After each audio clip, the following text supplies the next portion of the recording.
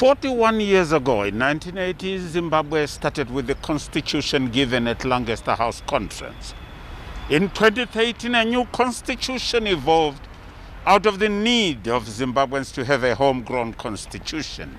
The current constitution is bound to be amended, and we happened to talk to Comrade Ziyambi Ziyambi, who is the leader of the House of the governing party ZANU-PF, and Comrade Douglas Mwonzora, who is the leader of the MDC-T represented in Parliament. If you go into the Constitution, I think Section 93, it tells us the functions of the Vice President. That is to assist the President. And our thinking is, this is an assistant. Why subject an assistant to an electoral process when the major function is to be assigned duties by the President, and make it impossible for the very person who is supposed to be assisted to discipline or to remove that particular individual? So there are inconsistencies in the manner in which the functions of the Vice President are enunciated in the Constitution, and how the President is supposed to deal with the subordinate. Issue of the running mate and the issue of I think it is the interviews of the judges and so on.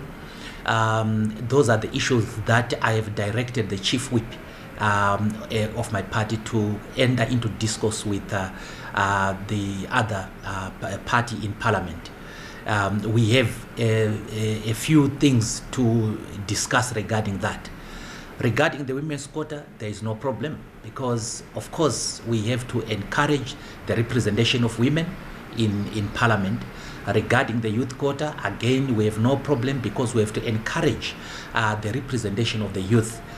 We need to ensure that we continue with our efforts to ensure that women are empowered and they participate in politics. Hence, we want to extend the clause that makes provision for 60 seats for women in the National Assembly. That is part of the bill. We are introducing a youth quota following calls from the youths. We now have 10 seats reserved for the youths in the bill, and provisions that deal with the Prosecutor General's appointment. We want to de-link it with the interviews being done by the Judicial Service Commission. That is the other clause that is there.